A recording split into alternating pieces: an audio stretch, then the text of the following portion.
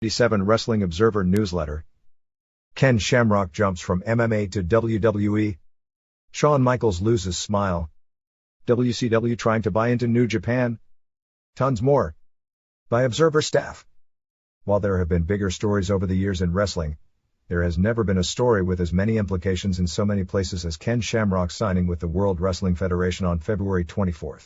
Shamrock, 33, signed a 3-year guaranteed exclusive contract with the WWF for a low 7-figure downside guarantee and signing bonus.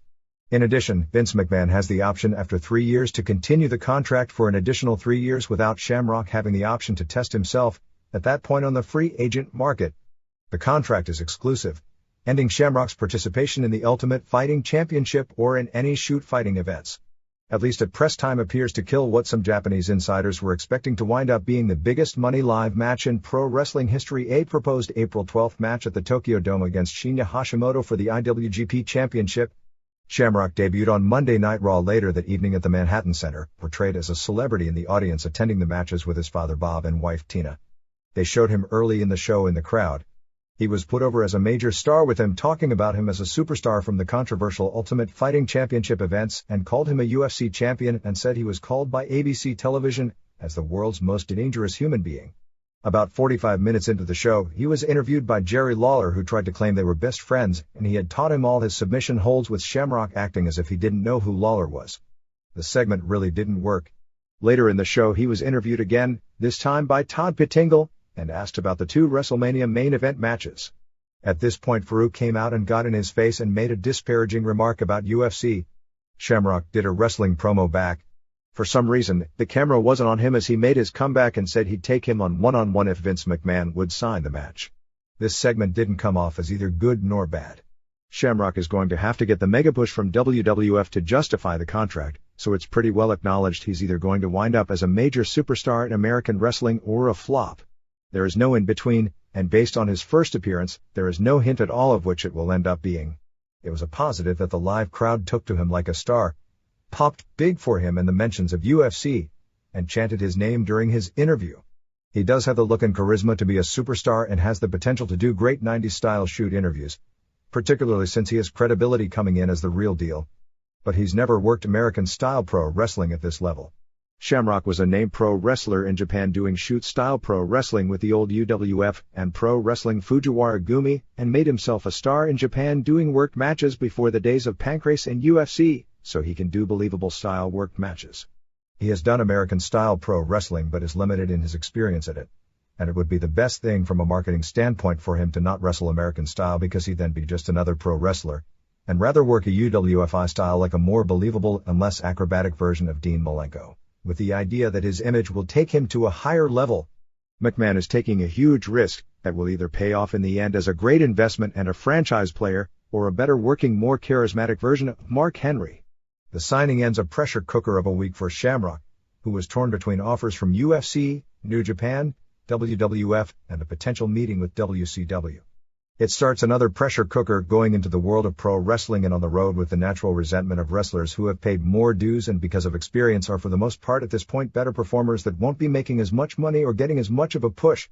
Nevertheless, these are the risks a promotion has to take from time to time, where they wind up like All Japan Pro Wrestling, a stagnant company that is a slave to work rate with the inability to fill holes when they open, because not many can be super workers. WCW took it with Hulk Hogan, paying him more than any wrestler in history has ever earned, and gave him the world title despite its most loyal fans resenting it because he was the outsider being put over the home team superstar, and basically telling the most loyal fans the product they love was really not the best. In this case, it'll cause resentment originally by some fans, as it portrays a UFC star as being equal to the top WWF wrestlers on their turf. He also gives WWF a chance to give its product a level of credibility and believability it is sorely lacking, and is the foundation of those record-breaking houses in Japan. New Japan Pro Wrestling held a press conference on February 19 and announced officially what we reported here last week, that they were running a Tokyo Dome show on April 12, headlined by Hashimoto vs. Shamrock for the IWGP Championship. The announcement was made before Shamrock had signed the proposed 4-match contract that would include him headlining subsequent events on May 3 at the first Osaka Dome show ever, August 10 at the first Nagoya Dome show, and November 2 at the Fukuoka Dome. The immediate interest in Japan for this match was such that comparisons were made to the first Keiji Muto vs Nobuhiko Takada match, the $6.1 million record-setting gate at the Dome on October 9, 1995, which is considered by many as the biggest match in the history of Japanese wrestling. In many ways, this match, pitting New Japan's top star against a superstar from the world of martial arts, combat sports, or a rival wrestling promotion's top star, was simply just the latest sequel in the match that New Japan has been the experts in promoting, dating back to the legendary Antonio Inoki vs Shozo Kobayashi match in 1974 and continuing with the likes of Willem Ruska, Muhammad Ali, and so many others. In the case of Shamrock, they had the first New Japan World Champions opponent who fit into all three of the perfect rival categories at the same time. To make things even hotter, it was announced that they were retiring the whole IWGP Heavyweight title belt and designing a new belt, valued at $90,000, making it the most expensive title belt in pro wrestling history. The strap would first be on public display on March 27 at New Japan 25th anniversary party at Keio Plaza Hotel, and would be worn to the ring by Hashimoto for the first time in the title match. They also announced Great Muta vs Masahiro Chono in some sort of a stipulation match, perhaps along the lines of if Chono wins, Muta has to join the NWO, and a J-Crown title defense by Jushin Liger against Great Sasuke. In addition, Naoya Ogawa, with three-time world judo champion and 1992 Olympic silver medalist in judo, is expected to sign his New Japan contract sometime this week and make his pro debut on the card. Tickets for the show were announced as going on sale on March 10th, and even though the top and bottom prices, $30,270 yen and $5,045 yen, are typical for the Dome, the mid-level prices were increased. The sellout, which was considered more of a question as to how fast as opposed to if it would set the all-time record gate. On Monday night, actually Tuesday afternoon in Japan, the Japanese media and New Japan were stunned to find out the news of Shamrock appearing on the WWF Raw show. Technically, it is not 100% out of the question that the match won't take place, although realistically there is almost no chance. To book Shamrock, New Japan would have to book him through McMahon. The original price and contract New Japan sent Shamrock, and most believe would probably have included an IWGP title reign. He would join only Hulk Hogan and Big Van Vader as Americans to have held that title, would have to be renegotiated and approved through McMahon. With New Japan being tied to WCW and having no business relationship with WWF, it would make maintaining that main event almost an impossibility. Forgetting about money and the WCW politics, McMahon would almost surely insist on Shamrock not losing, which means he'd have to win the title or do a screw job, the latter which would be totally unacceptable in Japan in such a match. The IWGP title reign appeared to have been part of the original plan. However, that would mean a WWF wrestler would be holding the IWGP title, the sister organization of WCW. For McMahon, who still has designs on promoting in Japan, it would be in his best interest to negotiate to have Shamrock do the New Japan dates. Even losing in this high profile of a situation still makes one a bigger mainstream star in Japan than never having played in the big game. And this is the biggest game of all. Shamrock is already a wrestling superstar in Japan, but if he were to headline 4 major Dome shows in 1 year, even if he were to lose once or twice, he would become a far bigger attraction for McMahon in Japan if WWF wanted to promote there than he would be, having never been put in this position. The word is McMahon indicated to Shamrock he would negotiate with New Japan for him to keep the dates, but preliminary word from New Japan is that they aren't interested in negotiating with McMahon. However, it leaves New Japan with a Dome show, one that wasn't on the books to begin with and was specifically put together in the last 2 weeks when Shamrock contacted them a few weeks back and expressed interest in working for their promotion, and no main event. By late Tuesday, the word out of New Japan is that they believed that had been double-crossed by Shamrock and were looking for a new opponent for Hashimoto. Dan Severn's name came obviously to mind, and under other circumstances, a Hashimoto vs. Severn match would be a good draw in Japan. However, Severn would come in under the present circumstances with the feel of being a substitute main eventer, and some feel it would be better to go in a different direction, such as using a K1 champion like Peter Aerts or Andy Hug. But politically, with K1 and New Japan rivals in that they are both promoting several Dome shows this year, that would also seem a political impossibility. This past October, New Japan had planned a Dome show around Antonio Inoki vs. Hoist Gracie, but was unable to get Gracie to do pro wrestling business, the job, and the entire show, which was also almost a guaranteed sellout, was cancelled. The belief is that Shamrock will debut with the WWF in a non-wrestling role at WrestleMania, with much of the speculation backstage at the Raw tapings that he would wind up as a guest referee for a submissions-only match with Bret Hart vs. Steve Austin, which would lead into some sort of an angle to build to his debut in the ring. The Pittingle interview hinted as such as they asked Shamrock about the match and he refused to pick one or the other as a winner. He'll likely be training with Tom Pritchard in Connecticut for whatever style of work it is WWF envisions they want him doing. From the announcement on Wednesday in Japan of the legendary match that will apparently never happen, things have been in a constant turmoil for both Shamrock and the various promotions with designs on using him. Upon hearing the word, Semaphore Entertainment Group immediately called and offered him a 2-match deal for slightly more per event than New Japan was offering but not as much overall, for matches against Tank Abbott and provided he won a title shot against Mark Coleman or whomever the champion was. However, it was their insistence that he could work New Japan, but that he doesn't lose any matches, or they were pulling the deal off the table. WWF's deal offered more long-term security than the Japanese deal and far more than the UFC deal, but would require far more work and travel. WWF insisted on exclusivity. The Japanese deal was for a great amount of money, more than any foreign wrestler has ever received on a per-show basis in Japan except for Hulk Hogan, for a limited amount of work, but the contract would expire in November. WWF, which also immediately sped up negotiations on February 18, the day word broke throughout pro wrestling that the Hashimoto match was being planned and about to be announced, pressured him to make the decision immediately and must have upped the ante since he flew back to Connecticut to sign the deal rather than meet with Eric Bischoff in San Francisco. For his purposes, WWF for many reasons looked like a better fit than WCW because WWF is looking to create new superstars while WCW has the top of its shows locked up and the booking is more controlled by wrestlers looking to maintain position. WWF wanted him on as a surprise on Raw on February 24 with so much talent away in Germany and all the key injuries, plus coming off the weak ratings for the first 2-hour live show on February 17, and were looking to pack every shock possible into the show to try and reverse the weekly ratings defeats. Several months back, WWF and Shamrock had a meeting at their offices about a deal, which fell apart when Shamrock's asking price was $500,000 per year. At that time, Shamrock had guaranteed fighting contracts with both Semaphore Entertainment Group for UFC and Pancrase, both of which were to expire in the latter stages of 1996. With WWF looking for the home run that will put them back in the ballgame, the two sides ended up back talking. Shamrock was looking toward pro wrestling for career longevity at the age of 33, recognizing his shooting days were near the end, after the reality of the hand injury eliminated him after the first round of the Ultimate tournament and a lucrative Japanese booking fell through due to his legal problems with Pancrase. In addition, Pancrase, which still claims he's under contract with them for 4 more matches, was making noises once the New Japan match got out. While New Japan did try and negotiate with Pancrase about buying out the remainder of the contract, the two companies at this point are major business rivals. The old-school pro wrestling mentality still remains that the shoot style and actual shooting that goes on in Pancrase exposes traditional pro wrestling as being worked and somehow threatens it because of that, despite New Japan doing record-breaking business these days, with much of the style popularity coming from incorporating genuine shoot moves into the pro wrestling framework. At the February 22 Pancrase card in Tokyo, President Masami Ozaki, whose public statements about Shamrock in Japan after the two sides had the contract problem turned his image in Japan slightly negative publicly, said that the company would take legal action against New Japan if they used Shamrock. However, whatever negativity there was regarding Shamrock disappeared totally when the announcement of the Hashimoto match went public due to the huge buzz on the match.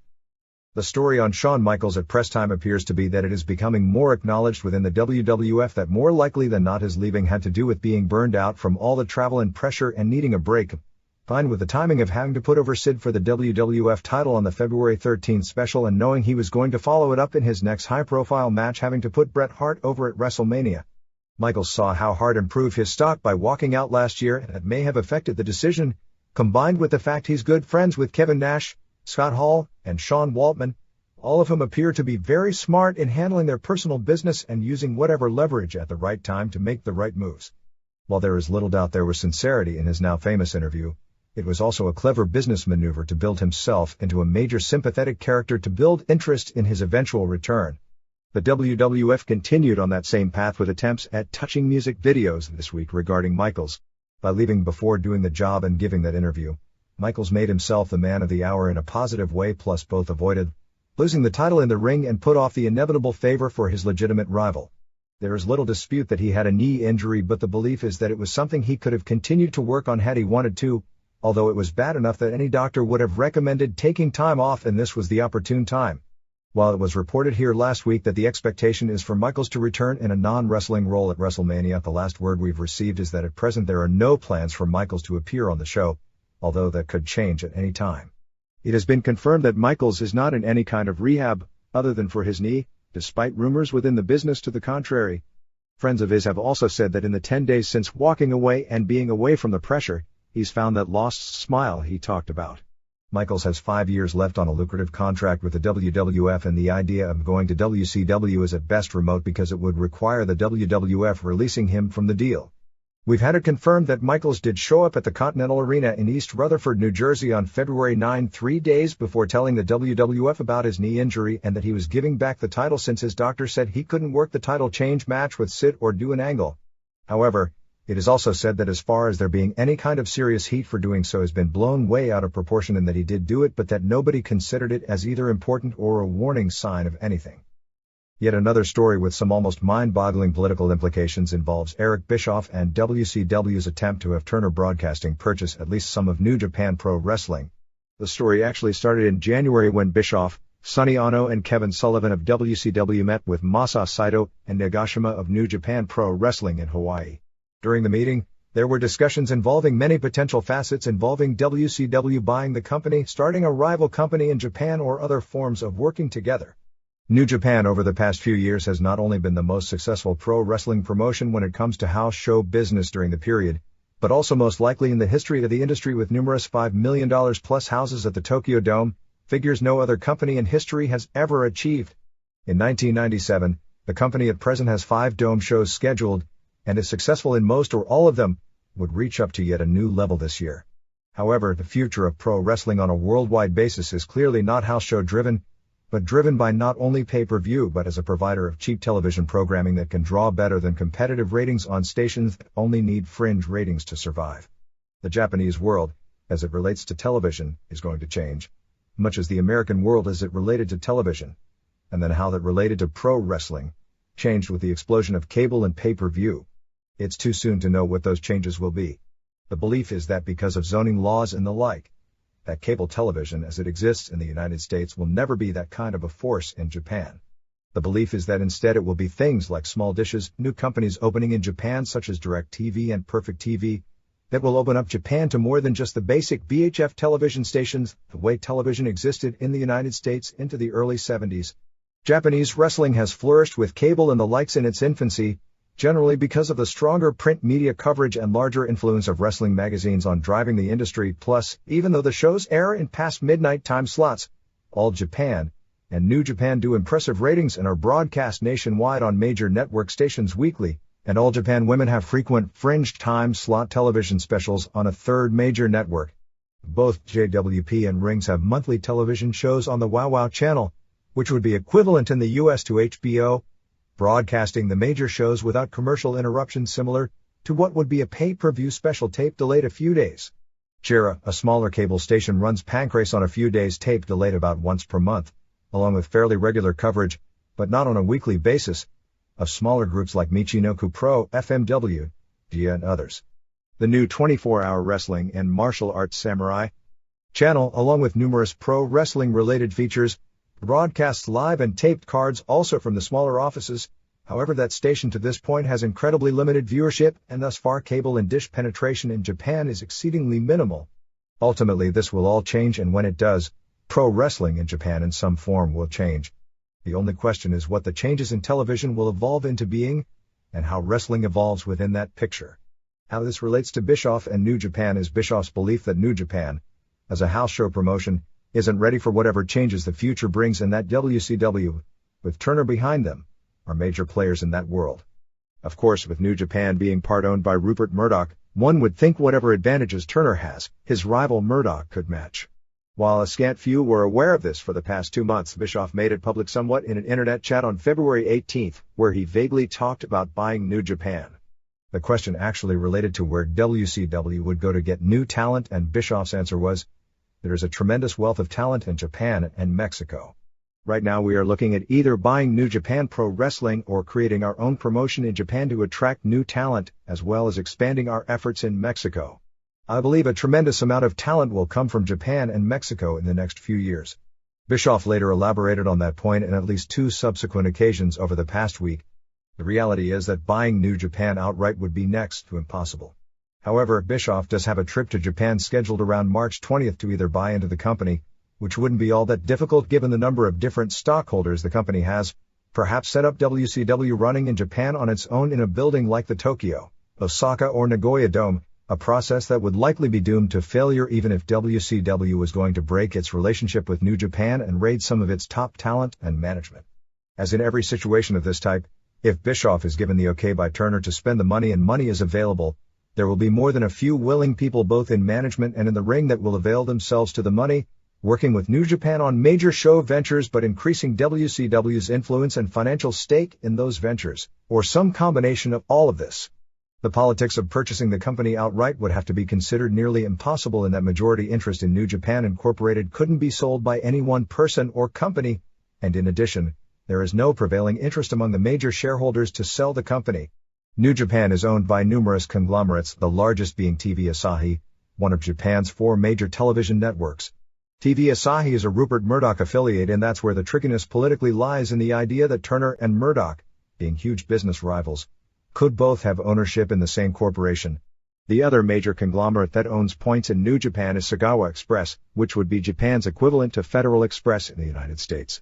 In addition, there are numerous individual wealthy businessmen that have points in the company, as well as numerous veteran wrestlers and front office employees owning stock like Antonio Inoki, Seiji Sakaguchi, Riki Choshu, Tatsumi Fujinami, Masa Saito, Kengo Kimura, and numerous others.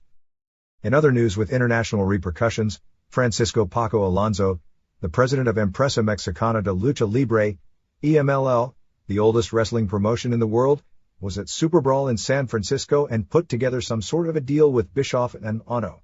This meeting had been planned for several weeks, as when Alonso was in Japan a few weeks back for the EMLL tour, he spoke of having a meeting planned in San Francisco to start a business relationship with WCW. This gives WCW access to any wrestlers of its choosing from 2 of the 3 major wrestling offices in Mexico.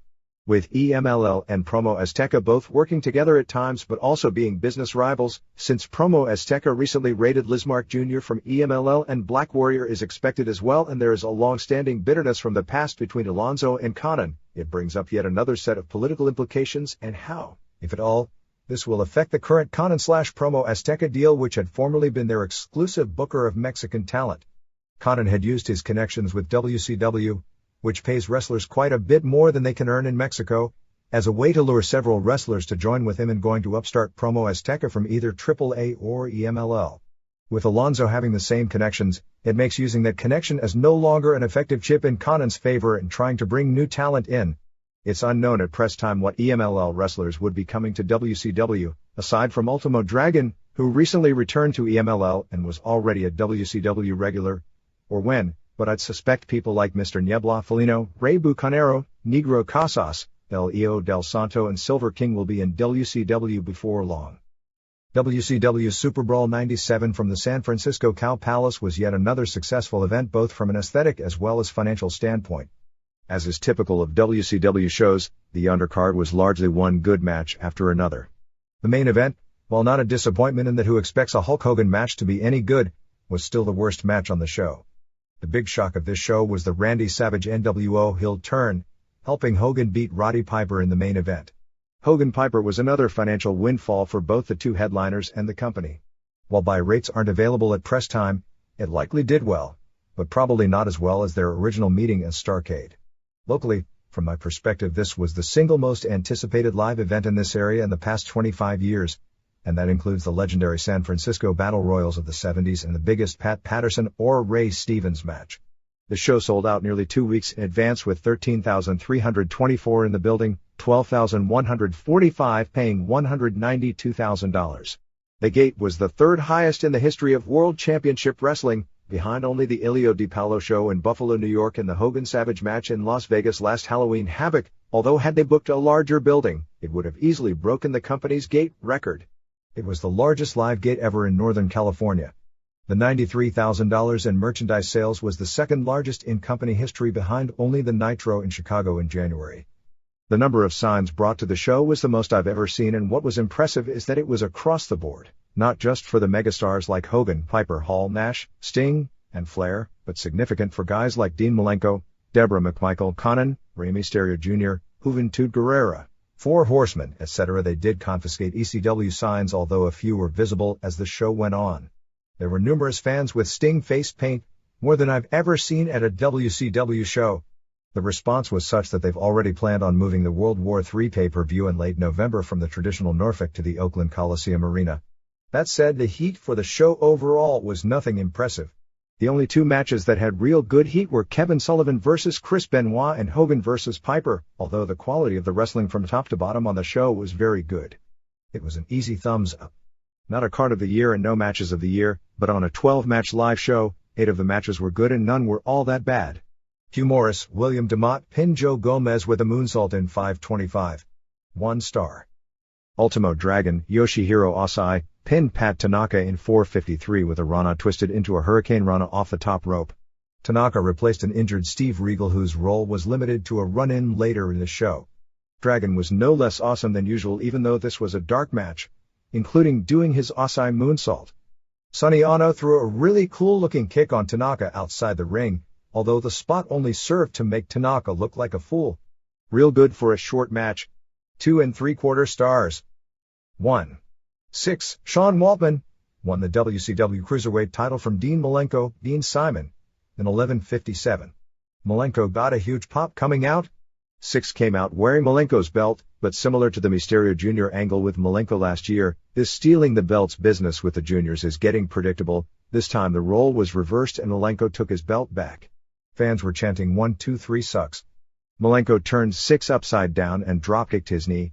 He did a crossbody sending both over the top to the floor. 6 came back with a lot of flashy kicks and began working the neck. 6's knee appeared to be weak legit, and not made any better as he came off the middle rope with a sledge to the throat with Malenko on the apron. A few near falls ensued, including one where Malenko tried a backwards superplex but 6 turned in midair and landed on him. 6 grabbed the belt to try and steal it again when Eddie Guerrero came out. Guerrero had 6 had a tug-of-war with the belt, and 6 won it, and the momentum supposedly shot the belt back right under Malenko's eye and 6 scored the pin. A good opening match. The idea was to set the stage for a triangular feud with Malenko, 6, and Guerrero. However, with 6 getting injured legit later in the show, that has to be postponed for a while and it'll instead just be a Malenko versus Guerrero feud. 3 1/4 stars. 2. Conan, Charles Ashenoff, and La Parca, Alpha Tapia, and Villano. 4. Thomas Diaz Mendoza defeated Juventud Guerrera, Aníbal Gonzalez, and Super Calo Rafael Garcia, and Cyclope, don't know real name but he's Halloween in Tijuana, in 9:51.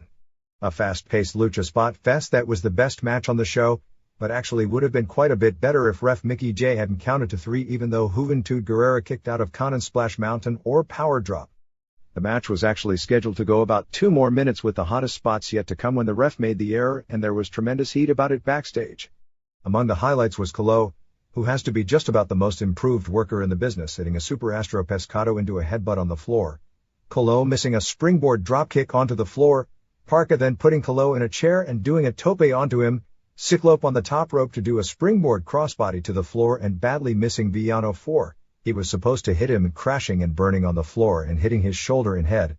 No word on how serious, but he was in a sling later that night. Guerrera with a Scorpio Splash. At one point Guerrera was thrown in a release German suplex but landed on his feet and came with a rolling savate kick. Parca did a rolling body block off the top rope. Guerrera crotched Parca on the top rope and gave him a springboard Hurricane Rana off the top. Conan and Villano 4 did the double impact on Guerrera. Cyclope and Calo did simultaneous triple tope-s. Guerrera really put on a show here. 3 3/4 stars. 3. Rocky Aokia, Mike Hayner, retained the WCW TV title pinning Rey Mysterio Jr., Oscar Gonzalez, in 8:56. The Aokia gimmick of having the jobber pull the miracle upset and win the title, which traditionally works great, fell flat here. Nobody cared about Aokia, and this was in a building where island wrestlers have traditionally gotten over regardless of ability. Mysterio Jr. got a big pop, but the fans saw this as nothing but an extended-length television squash match and didn't react. It was actually really good even with Mysterio Jr.'s back and knee problems. Aokia did a great plancha off the top of the floor. Mysterio Jr. did his usual assortment of great moves, highlighted by a running forward roll tope into a senton on the floor. He also did a double springboard into a moonsault block. Finish saw Steve Regal come out and pull Mysterio Jr. off the apron, smashing his face on the mat. Aokiya didn't see it and scored the pin. Bad finish, and that wasn't how it was supposed to go down either, to an otherwise really good match. After the match, Aokiya tried to give Mysterio Jr. the belt, realizing he hadn't won the match cleanly, but Mysterio Jr. gave the belt back. 3.25 stars. 4. Diamond Dallas Page Falkenberg, beat Marcus Bagwell via DQ in 9:46. Page got a big pop coming out. Bagwell has really come into his own in his new heel role. It's a shame they've typecast him as a mid-card guy because he's got headliner ability and charisma in his new heel role. Page hit the Diamond Cutter and Michael Wall Street. 6. Vincent and Nick Patrick all ran in for the DQ and Page escaped by running into the crowd. Good match with yet another lame finish. 2.75 stars. 5. Eddie Guerrero retained the U.S. title, pinning Chris Irvine, in 12:02. The fans live treated this match like it was intermission. People were leaving once it got started, chanting boring even when they were doing great moves and generally not paying attention, which killed what could have been the best match on the show. The work itself was really good, but both wrestled like it was in Japan, and didn't play to the crowd. Fans were actually booing the kick out of near falls, similar to the live crowd reaction in the Bret Hart vs. Shawn Michaels WrestleMania match last year. Speaking of that match, it boggles my mind how a match where the crowd live was bored stiff to the point thousands walked out during the match and fans booed the kick out of near falls could be considered a match of the year candidate, no matter how good technically the two were.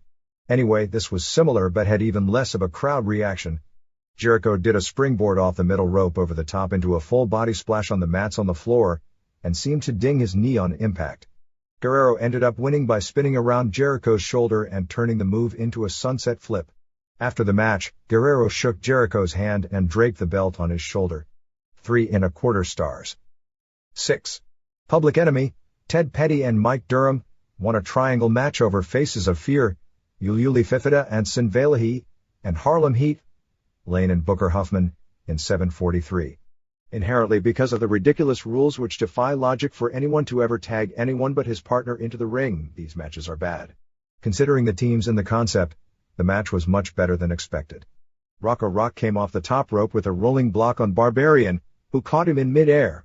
As he held him, Johnny Grunge came off the top with a crossbody, knocking Rock on top of Barbarian for the pin. First good finish of the pay-per-view show. 1.5 star. 7. Jeff Jarrett pinned Steve McMichael at 8:12, earning the right to join the Four Horsemen. This was the Deborah McMichael show. At one point she stopped Steve from attacking Jarrett outside the ring, allowing Jarrett to clobber Steve from behind. However, when Jarrett used the ropes for leverage in an abdominal stretch, she clocked his hand with the briefcase. Better match than you'd think. Finish saw a ref bump. Steve tried to get the briefcase, but Deborah wouldn't give it to him and instead threw it backwards over her head right into Jarrett's hands. Jarrett clocked Steve hard and got the pin. Deborah acted concerned about causing her husband to lose, but then winked into the camera. 1.75 stars. 8. Chris Benoit pinned Kevin Sullivan in a San Francisco death match in 8:35. This match had super heat from the start. Woman and Jacqueline were strapped together, and for the most part it was a strap match between the two of them and a brawl with the two men. They did spots where both guys got crotched and or clotheslined, once even at the same time, with the strap. The women also did their share of low blows on their opposite man. Woman was wearing a very unflattering outfit with pants way too tight, which in her case was not a positive. She did pretty good for a while with the strap, but after a few minutes got noticeably really tired. The stuff in the ring got bad at that point. The men were brawling backstage.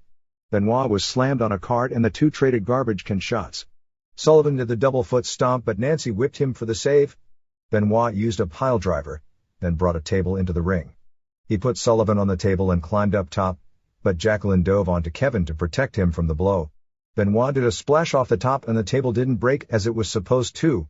Benoit scored the pin and all three sold it as if they were dead, to the point that Paul Orndorff, Lee Marshall, Arnold Anderson and Terry Taylor all came out to check on them. It wound up with all three doing stretcher jobs and then doing an ambulance gimmick with all of them. Real good brawl overall, but not as good as some of their previous bouts. 3.5 stars. 9. The Giant Paul White and Lex Luger, Larry Fall, captured the WCW tag titles for about a day from Kevin Nash and Scott Hall in 8:53. This match had excellent psychology. Even though these guys aren't even average workers by the standards of this promotion, they worked a very good match here.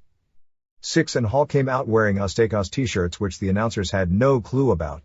It's the new t-shirts for the Promo Azteca promotion with a pattern largely copied after NWO, but using the Promo Azteca insignia on the front. Something of a payback since the Promo Azteca wrestlers that worked WCW have all worn NWO t-shirts on television in Mexico. It started with Giant in a handicap match. They worked a bunch of smart spots including Six hitting Giant with the title belt coming off the top rope so they could get heat even though the babyface is so huge. Hall used a bulldog on the top which looked really messy. Giant got a huge pop hitting a dropkick. There were major chants for Luger. Giant got hit with the belt again and was jackknifed by Nash to a huge pop. At this point Luger came out in street clothes. Bischoff came out to try and stop him but he threw Bischoff on the ground. Luger made it to the ring, tagged in, clotheslined Six over the top rope to the floor. I believe this is the spot where Six separated his shoulder and will be out of action for a few weeks. Luger then put Nash in the rack for a submission. Giant also choke-slammed Hall and the ref counted that pin as well. Naturally, because of Luger's involvement, the decision was reversed on television the next night by Bischoff. 3.5 stars. 10. Hulk Hogan, Terry Bollea, retained the WCW title pinning Roddy Piper, Roderick Toombs, in 10:52. Piper tackled Hogan in the aisle to start the match. The two mainly traded moves like low blows, choking and even a lengthy bear hug. At one point Hogan was trying to cut Piper off with a low blow and Piper, whose ego at this point may be the most out of control of everyone in the company, and you can imagine what a statement that is, didn't even sell the low blow. Sting and Randy Savage came out. Savage went to the ring. Sting tried to stop him and when Savage went to the ring, Sting walked out. Savage stayed at ringside and really didn't tease anything. Finish saw Piper put Hogan out with a sleeper once again and the ref checked Hogan 3 times and called for the bell. After the match, Savage put Hogan's feet under the ropes. The ref saw Hogan in that position and somehow or other restarted the match, which made no sense. Then again, after everything that went down late last year, Savage saving Hogan's title doesn't exactly make the most sense either. Savage handed Hogan knucks and he hit Piper with them and pinned him. Savage then took the knucks back and shortly after hit Piper with them again and spray-painted Piper's back. Hogan threw the ref out of the ring and Savage ended up dropping 3 elbows off the top on Piper and Hogan gave him 2 leg drops. There was surprisingly little heat live for the post-match considering the magnitude of stars involved and the Savage turn. The crowd reaction was more of one deflated by the finish than one mad at the turn. 1.25 stars. In yet another of the weekly versions of the most important Monday night in history, WWF threw shock after shock: the debut of ECW wrestlers, the debut of Ken Shamrock, the return of the Road Warriors and the return to the Manhattan Center out in an attempt to reverse its ratings woes. WCW countered by coming one day after a pay-per-view headlined by Hulk Hogan vs. Roddy Piper. The result on February 24th was a slight closing of the gap from the previous week but still a victory for WCW Nitro, doing a 2.97 rating and 4.50 share to Monday Night Raw's 2.43 rating and 3.56 share. On February 17th, the first live head-to-head 2-hour week, Nitro did a 2.96 rating and 4.40 share to Raw's 2.08 rating and 3.03 share. However, the live 2-hour Raw is producing an effect for the later night USA programming, as on February 24th, La Femme Nikita did a 2.4 to Robin Hood's 1.6, and the previous week La Femme won 1.7 to 1.0. Robin Hood had been winning that race handily before Raw went to 2 hours. While the consensus was that WWF on February 17th had one of its best Raws in a long time, clearly winning the quality battle over a fairly good Nitro on February 24th, the roles in that regard were definitely in reverse. There is a strong argument that the overall ratings of a show in regard to going up and down from week to week are largely determined by the quality of the show the previous week as opposed to the current week. However, the quarter-by-quarter breakdown showed changes that are indicative of viewership patterns and likes and dislikes about the individual show. That being said, February 17th was really strange. WCW held a 2.5 to 2.2 lead off the blocks with Rey Mysterio Jr. vs. Super Colo opposing the first tease of the Bret Hart vs. Sid title match. WCW maintained the lead throughout. With a weaker show, WCW's numbers steadily increased as the show went on, while WWF's declined most of the way. At the start of the second hour, when WCW had Nick Patrick vs. Randy Anderson and Chris Benoit vs. Roadblock opposing the second tease of Hart vs. Sid, WCW held a shocking 3.2 to 1.9 lead. Clearly the idea of teasing the match throughout the show was a ratings negative once they did it the second time, because ratings sputtered for the remainder of the second hour until Hart and Sid finally got into the ring and started their match. The Bret Hart vs. Sid match itself did pick the rating to a 2.4, still trailing WCW's 3.0 for a giant handicap match and Lex Luger/Eric Bischoff angle. On February 24th, despite or maybe because of all the surprises on WWF, depending on your point of view, Nitro had the far superior show. The so-called legendary atmosphere of the Manhattan Center turned into a romantic myth that couldn't hold up to its fantasy, as WCW had far more enthusiasm in Sacramento, not to mention the smaller Manhattan Center looked Bush League from a television standpoint in comparison. The Manhattan Center reacted well to ECW, but died for the WWF matches, making the show almost come off like someone playing a practical joke on the WWF. McMahon, noticeably exhausted and for good reason, reacted like he recognized things were going badly. Nevertheless, even though WWF lost, even with the advantage of coming from New York and the internet hype on ECW, the scariest thing of all for WWF is that the ratings were slightly stronger during the ECW segments. While the three ECW segments drew a 2.5 average against Nitro's 2.9, the first segment with ECW with WWF's Raw having the Stevie Richards/BWO show against Nitro's Deadly Double of Jim Duggan vs. Galaxy and Hugh Morris vs. Joe Gomez saw Raw had 2.7 to 2.6. But at that point, Raw went down slightly and Nitro went up. With Taz vs. Mikey Whipwreck opposing faces of Fear vs. Eddie Guerrero and Chris Jericho, Nitro led 2.9 to 2.5. With Tommy Dreamer vs. D. Von Dudley opposing Dean Malenko vs. Ultimo Dragon, the gap increased to 3.1 to 2.3. Nitro peaked at a 3.4 for the final segment with the Luger/Bischoff confrontation, while Raw never again reached the 2.7 mark it had when the BWO came out. Even though the ECW segments didn't play well on WWF television, they blew away what the WWF offered with most of its big names in Germany. WWF had a poorly designed 11 minutes long Road Warriors debut that saw them do a double countout with headbangers. At the same time, WCW presented Rey Mysterio Jr. vs. Juventud Guerrera and held a 3.1 to 2.5 lead, a dull Savio Vega vs. Goldust match which debuted Miguel Perez doing a run-in to feud with Vega, and a negative star Undertaker vs. Farouk match. But there is no question the appearance, even if it was a letdown in many ways, was a positive for ECW in that more people saw the product than ever before and they were allowed to plug their pay-per-view. It is both amazing and mind-boggling to see a television show 4 weeks before WrestleMania have more hype for a supposed rival promotion's pay-per-view than for their own biggest show of the year. Still, ECW came off as a minor league promotion on big-time television since Vince McMahon didn't even know who the wrestlers are, and when the fan at home sees that arguably the most powerful man in the industry and the voice they recognize in wrestling doesn't even know or seem to much care about these guys, how important can they be? The positive of the segment was the work of Jerry Lawler, who is the heel foil to Paul Heyman, was nothing short of phenomenal in his knocks of the product as a heel, putting it over. The irony is that Lawler truly does hate Heyman and ECW, but as a pro put his job in front of his personal feelings. He also made it if he and Heyman worked it out. If he worked ECW, he'd go in as the hottest heel the promotion has ever had. The plan going in was for the ECW wrestlers to return on the March 10th Raw from Worcester, Massachusetts, but after this first appearance, the consensus of Tuesday morning quarterbacks in the industry seems to be WWF would be better off pulling the plug now because it's a bad mix. For ECW, it's pretty much a no-lose proposition at this point. Tokyo Sports reported in a front-page headline story on February 24th that Nobuhiko Takada would become the star of a new pro wrestling promotion, and the working idea is to build to a June 20th Tokyo Dome show headlined by Takada vs. Hicks and Gracie. Word we've received is that the promotion is looking at either a June or September Dome date for the match, although the match is said to not be a done deal at this time, and there is some question as to where the money is coming from and the ability to pull this off, because the group behind it has no experience in promotions, and a dome show, no matter what the attraction, is one hell of an undertaking for even the most experienced promoters. The new promotion, which will basically reprise the recently defunct UWFI, doesn't have a name.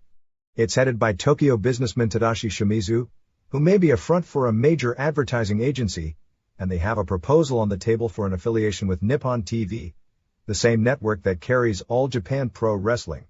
The two groups are said to be totally separate.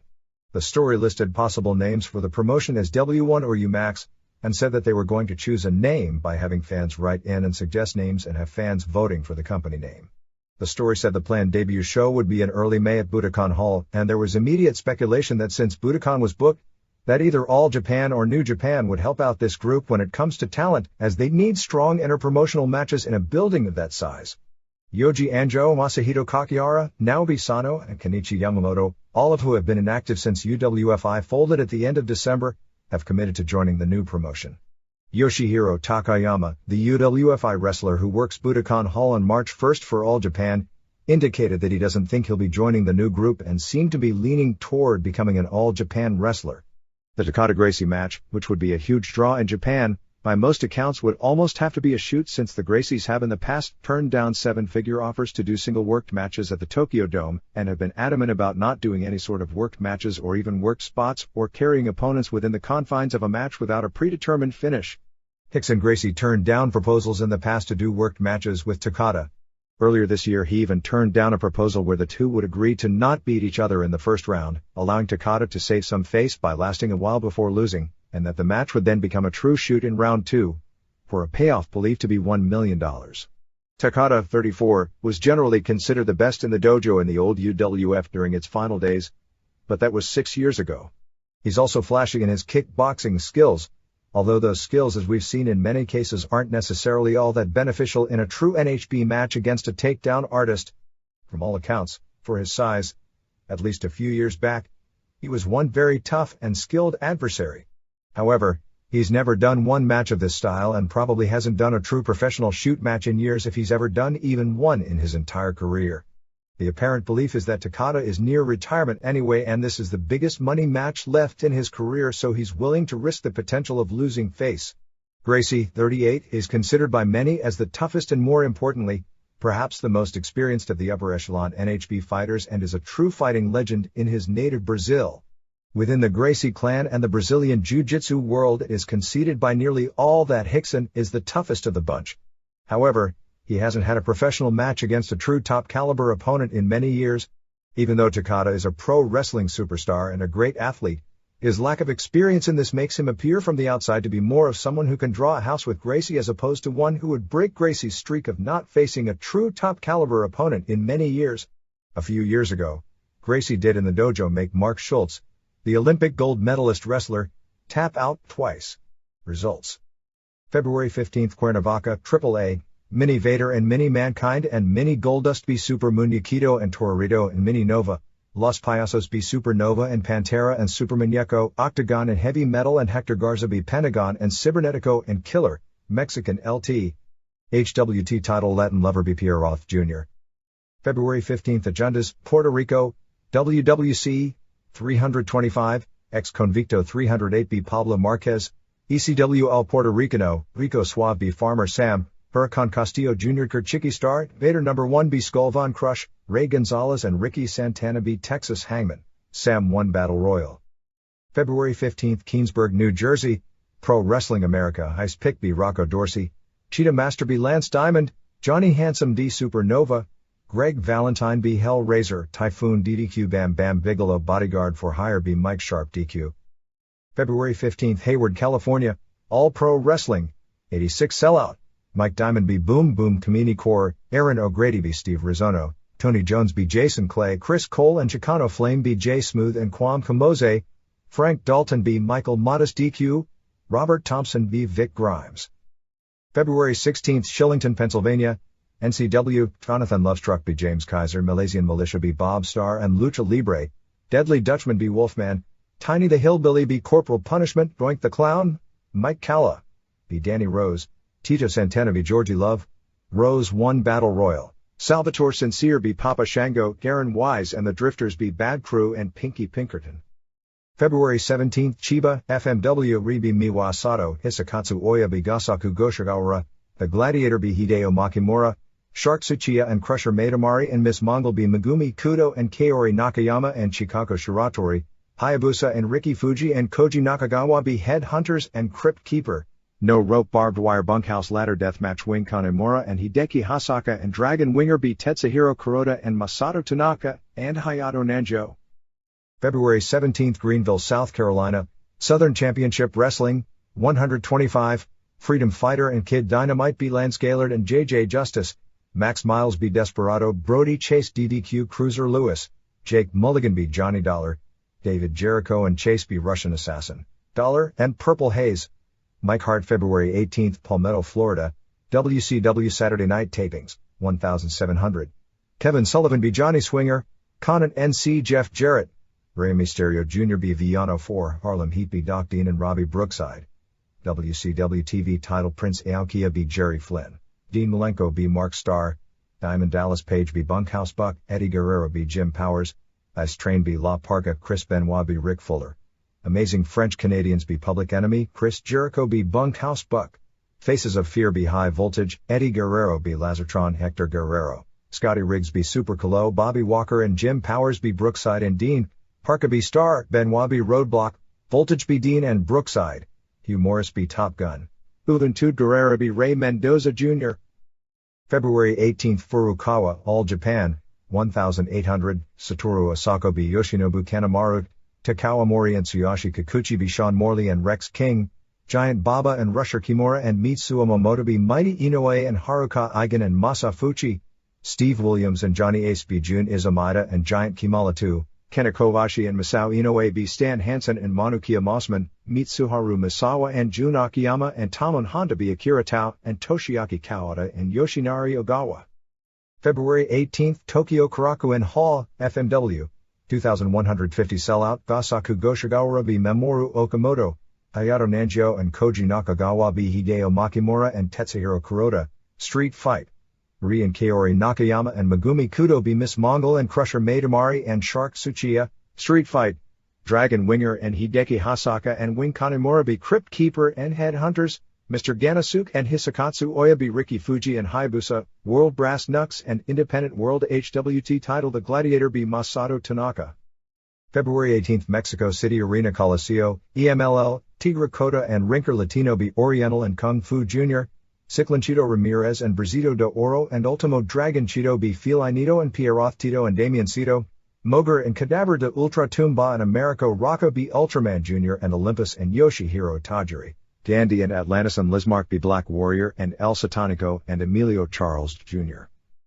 February 18th Miyazaki, All Japan Women, Nani Takahashi B. Mio Waikazawa, Momoe Nakanishi B. Yukashina, Kumiko Makawa B. Saya and Do Tomoko Watanabe and Yumiko Hata B. Genki Misae and Kyoko Inoue, Takako Inoue B. Yoshiko Tamura, Kaoru Ito and Asia Kong B. Manami Toyota and Mariko Yoshida.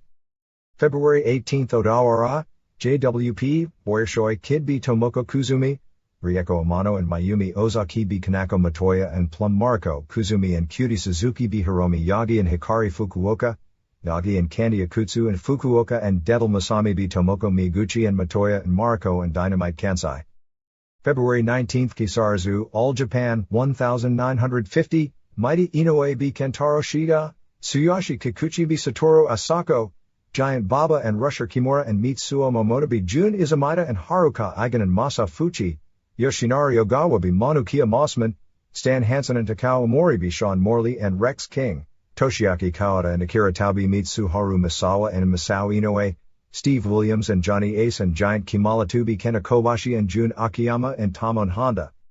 February 19th Tokyo Korakuen Hall, FMW, 2150 Sellout, Hayato Nanjo B. Hideo Makimura, Shikako Shiratori B. Miss Mongol, Bunkhouse Match, Shark Tsuchiya and Linus Asuka B. Megumi Kudo and Kaori Nakayama, Crypt Keeper and Mr. Ganasuke and the Gladiator B. Mr. Pogo 2, Gasaku Goshigawara and Riki Fuji and Hayabusa, Dedo and Jado and Hiromichi Fuyuki B. Dragon Winger and Hideki Hasaka and Wing Kanemura, World 6-Man Street Fight title Headhunters and Hisakatsu Oya B. Masato Tanaka and Koji Nakagawa and Tetsuhiro Kuroda.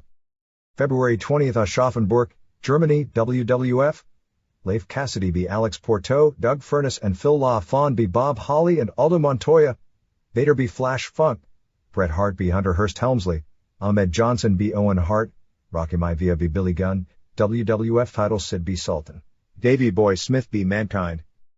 February 20th Knoxville, Tennessee, WWF, 3465, Diesel B. Tracy Smothers, Freddie Joe Floyd, Brachus, Aim Albrecht, B. Headbanger Mosh, Arm Wrestling, Marlena B. Sunny DQ, Goldust B. Savio Vega, Razor Ramon B. Ricky Rocket, Barry Horowitz B. Headbanger Thrasher, Dirty White Boy, T.L. Hopper B. Buddy Landell, Godwins B. Blackjacks, Justin Bradshaw and Barry Windham, DQ cage match Undertaker v Farouk.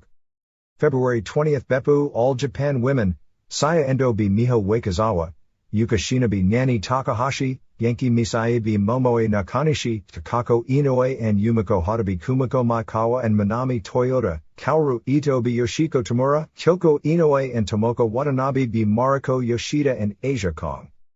February 20th Kawasaki, Alerts 550 sellout, Shoichi Funaki v Hidaka, Katsumi Yujita v Alexander Otsuka, Takeshi Ono v Minoru Tanaka, Carl Greco v Daisuke Ikeda, Victor Kruger v Yuki Ishikawa. February 21st Kumagaya All Japan, 1800 Tsuyoshi Kikuchi v Masao Inoue, Giant Kimala 2 v Shawn Morley, Jun Izumida and Haruka Eigen and Masa Fuchi v Giant Baba and Rusher Kimura and Mitsuo Momota, Steve Williams v Tamon Honda, Yoshinobu Kanemaru and Kena Kobashi v Kentaro Shiga and Jun Akiyama, Mitsuharu Misawa and Satoru Asako v Johnny Ace and Manukia Mossman, Toshiaki Kawada and Akira Tao and Yoshinari Ogawa v Stan Hansen and Takawa Mori and Rex King. February 21st Queens, New York, ECW, 800 sellout, Balls Mahoney v Chris Chetty, Brian Lee and Chris Condito v Pitbulls, Bubba Ray Dudley v Spike Dudley, Sandman and Tommy Dreamer v Raven and Stevie Richards, Gangsters v Axel Rotten and D. Von Dudley, Taz v Little Guido. ECW Tag Titles Ladders and Tables Legal Eliminators v Sabu and Rob Van Dam.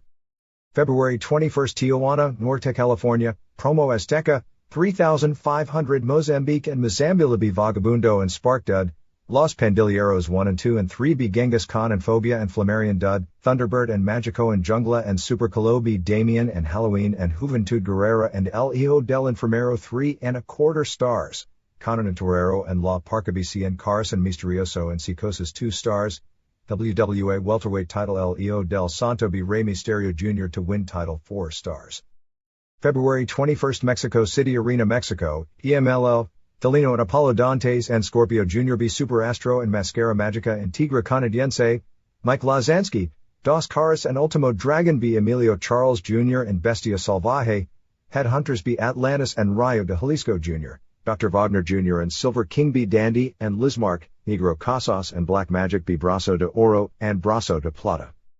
February 21st Kumamoto, All Japan Women, Momoe Nakanishi b Rumi Sekiguchi, Saya Endo b Yuka Shina, Genki Misae b Nani Takahashi, Manami Toyota and Yumiko Hata b Kaoru Ito and Yoshiko Tamura, Kyoko Inoue b Mariko Yoshida, Kumiko Maikawa and Tomoko Watanabe b Asia Kong and Takako Inoue. February 21st Saxapaha, North Carolina, Alternative Championship Wrestling, Lumberjacks b Nighthawk and Crusader, Billy Simmons b Rick Link Core, Pat Friday d Mr. Excellent, Don Kernodle b Russian Assassin, Heartbreak Express b Southern Stud and Carolina Kid, Jimmy Valiant b Robbie Rock. February 22nd Philadelphia ECW Arena, ECW 1400 sellout, ECW Tag Title Ladders and Tables Legal Eliminators b Sabu and Rob Van Dam, Chris Chetty b Little Guido, Stevie Richards b Balls Mahoney, Axel Rotten b Spike Dudley, Taz b Tracy Smothers, Bubba Ray and D. Von Dudley b Gangsters, ECW Tag Title Ladders and Tables Legal Eliminators b Sabu and Rob Van Dam, Terry Funk and Tommy Dreamer b Brian Lee and Raven, Sabu b Chris Condito. February 22nd Tokyo Bay NK Hall, Pancrase 6500, Keiichiro Yamamiya b Takafumi Ito, Satoshi Hasegawa b Serge Narcissian, Takaku Fuk b Hagar Chin, Ryushi Yanagisawa b Paul Lezenby, Asami Shibuya b Kim John Wang, Yuki Kondo b Guy Mesger, Masakatsu Funaki b Semishield. February 22nd New Haven, Connecticut, WWF 4426, Headbanger Mosh b Barry Horowitz, Brachus b Tony DeVito, Headbanger Thrasher b Freddie Joe Floyd, Miguel Perez b Jose Estrada Jr., FMW Crypt Keeper Bart Gunn b TL Hopper, Arm Wrestling Marlena b Sunny DQ, Handicap Match, Bulldust b Crush and Savio Vega, Godwins b Blackjacks DQ, Cage Match Undertaker b Farouk. February 22nd Mito, All Japan, 2400 Tsuyoshi Kikuchi b Kentaro Shiga, Shawn Morley b Manukia Mossman, Mighty Inoue and Haruka Eigen and Masa Fuchi b Giant Baba and Rusher Kimura and Mitsuo Momota, Stan Hansen b Rex King, All Asian Tag Titles Jun Akiyama and Takao Mori b Jun Izumida and Giant Kimala 2, Steve Williams and Johnny Ace b Masao Inoue and Kena Kobashi, Akira Tao and Toshiaki Kauda and Yoshinari Ogawa meet Suharu Misawa and Tamon Honda and Satoru Asako. February 22, Memphis, USWA, 1200. Mike Samples b. Bobby Bolton, Tank, Mike Mantor Halleck. B. Dutch Mantle, Interrogator b. Bill Dundee. Stephen Dunby Rycon Barry Punisher Buchanan DQ Falls Count Anywhere for USWA Tag Titles. Wolfie D and Jamie Dundee b. Billy Travis and Flash Flanagan. Unified Title, Jerry Lawler b. King Reginald DQ Reggie b. Fine. Street Fight Weapons Match for USWA Title Elijah Del Spellbinder Rios b. Brian Christopher. February 22, Kokura All Japan Women, Nani Takahashi b. Miho Wakizawa, Yuka Shinobi Rumi Sekiguchi, Momoe Nakanishi b. Saya Endo, Mariko Yoshida and Takako Inoue b. Yoshiko Tamura and Yumiko Hata, Tomoko Watanabe b. Genki Misae, Manami Toyota and Kaoru Ito b. Asia Kong and Kumiko Makawa. February 22, Hamamatsu Jia, Sugar Sato b. Rini Ishii, Kaoru b. Chihiro Nakano and Meiki Numao, Chikeo Nagashima b. Maiko Matsumoto Sonoko Kato b. Kyoko Ichiki, Kato b. Nagashima, Meiko Satomura b. Chigusa Nagio. February 22, Emory, Texas, Central Texas Wrestling, 150, Bowman Downs b. Charlie Norris, Dirty D b. Tigress Lord, Sam Houston b. Rod Price DQ, King Parsons and Action Jackson b. Killer Tim Brooks and Downs DQ, Jackson won Battle Royal. February 22, Cloverdale, British Columbia, International Championship Wrestling, Rockford b. Tiger Tatsumi, Thunder Warrior b. JT Styles, Warrior and Tim Flowers b. Sumito and JT Styles, no winner in triangle match with Basher, Bad News Allen, and Moondog Moretti, Flowers b. Randy Taylor. February 22, Cleveland All-Pro Wrestling, 241, TNT b. Wild Child, Beast and D. Drake Terblade and Sean Evans, Doink the Clown, b. Preston Steele American Kickboxer b. El Perro, KC Blood b. JT Lightning, Madman Pondo b. Ian Rotten. February 23, Atsugi, All Japan 2000, Yoshinari Ogawa b. Yoshinobu Kanemaru, Rex King b. Manukia Mossman, Tamon Honda b. Sean Morley, Giant Baba and Rusher Kimura and Mitsuo Momoto b. Mighty Inoue and Haruka Eigen and Masa Fuchi, Giant Kimala 2 and Jun Izumida b. Masao Inoue and Jun Akiyama, Steve Williams and Johnny Ace b. Stan Hansen and Takao Mori, Mitsuharu Misawa and Kenta Kobashi and Satoru Asako b. Toshiaki Kauda and Akira Tao and Tsuyoshi Kikuchi.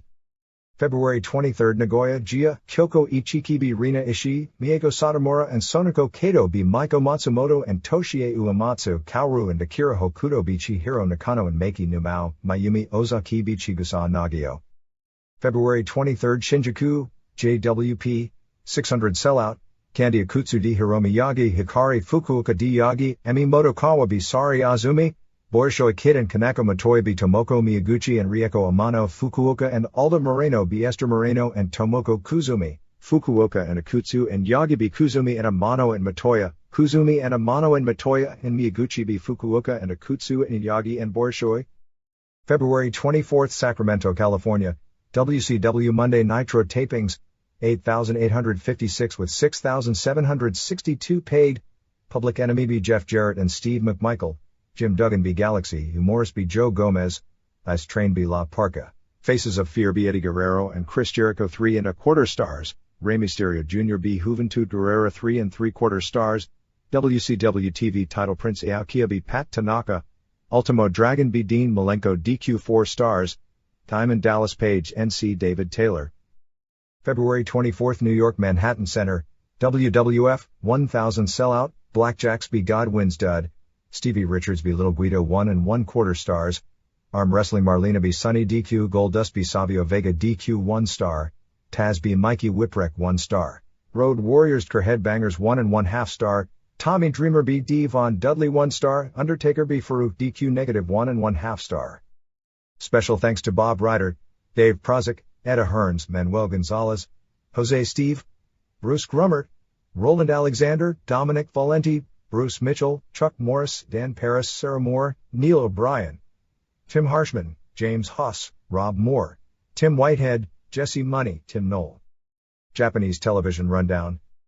February 8, New Japan. 1. Kazuo Yamazaki and Takashi Iizuka beat Shinya Hashimoto and Osamu Nishimura in 7:04. A basic match except that Hashimoto was really stiff, as in stiffer than usual, in making his comeback on Yamazaki, building up for their title match. After Yamazaki basically had the hell kicked out of him, he hit a Wakigatami, Fujiwara armbar out of nowhere on Nishimura and got the submission. 2 stars. 2. Shinjiro Otani and Koji Kanemoto and Tatsuhito Takaiwa beat Jushin Liger and El Samurai and Norio Onaga in 15:48. This was a super match, particularly from Liger and Kanemoto, who were building up for their title match. Otani and Kanemoto do a double team move where Otani had Liger on his shoulders and Kanemoto came off the top with a moonsault block, which is called the Sky High Moonsault. Liger and Samurai hit simultaneous planches on Kanemoto and Takaiwa, leaving Otani in with Onaga. After several near falls, Otani hit the springboard leg lariat called the Swan Dive for the pin. 4.5 stars. 3. Scott Norton and Marcus Bagwell and Masahiro Chono beat Keiji Muto and Satoshi Kojima and Manabu Nakanishi in 12:43. The NWO group at the beginning took off their t-shirts and teased like all three were going to throw them into the crowd, and then stopped the pitch and gave it to the ring attendants. Bagwell and Kojima continued to have great chemistry working with each other. The match was even good when Norton was working with Nakanishi. Bagwell hit the buff blockbuster on Kojima and Chono followed with a shoulder block off the top on Nakanishi. Muto made a comeback doing the dragon screw on both Chono and Bagwell before being hit with a power bomb and power slam by Norton and pinned. After the match, Hiro Saito and Hiroyoshi Tenzan joined in and continued the beating 5-on-3. Chono then gave TV announcer Tsuji his longtime rival an NWO t-shirt. 3.5 stars. February 15th, New Japan. 1. Riki Choshu and Kensuke Sasaki and Kojima beat Bagwell and Tenzan and Hiro Saito in 12:14 when Kojima pinned Saito with the powerbomb. Highlight once again was Bagwell working with Kojima. 2.5 stars. 2. Chono and Norton beat Hashimoto and Nakanishi in 12:12.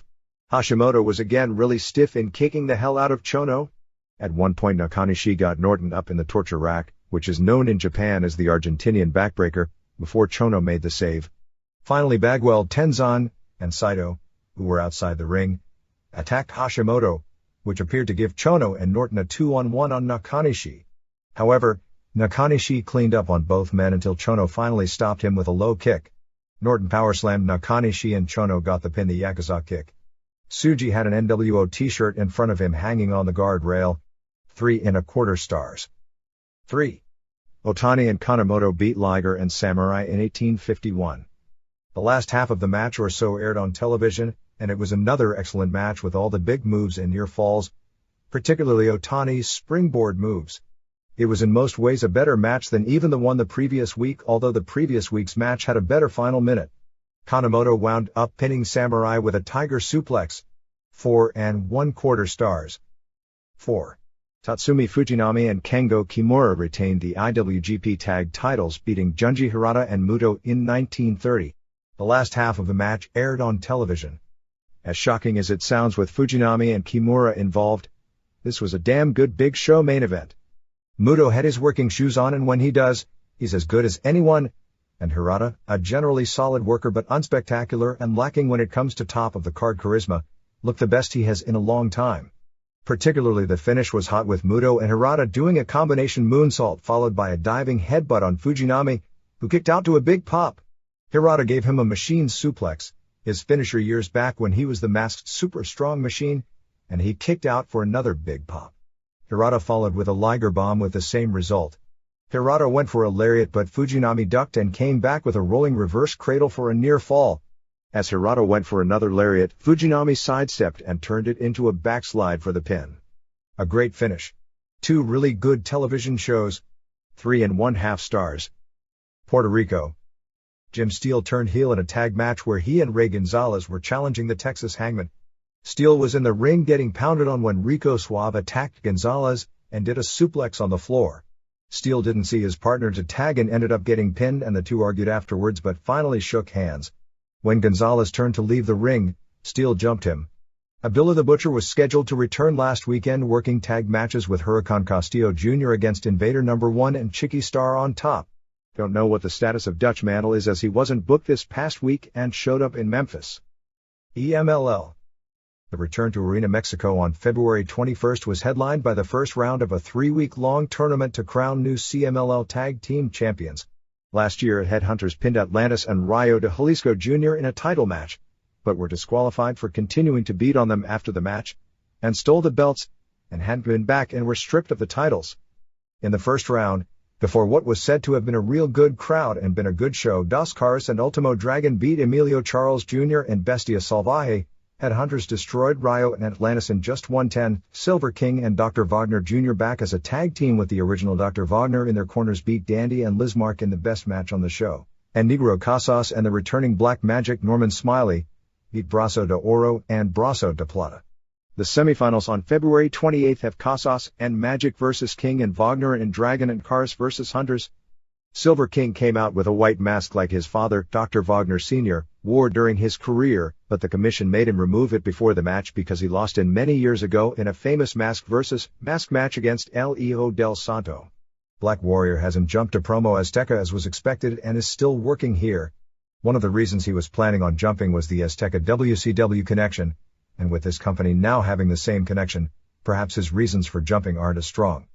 Azteca was still expecting him to come soon, but that he was going to drop his NWA light heavyweight title first. On February 18th at Arena Coliseo, they did an angle in a trios match where Atlantis pinned him clean in the third fall and then issued a challenge for a title match. Promo Azteca. Biggest show of the past week was February 21st in Tijuana before 3,500 at the Palenque. It was a really good show with a mat wrestling classic on top, with El Hijo del Santo winning the WWO welterweight title from Rey Mysterio Jr. in 24-27 clean with a camel clutch submission in the third fall in a 4 stars match.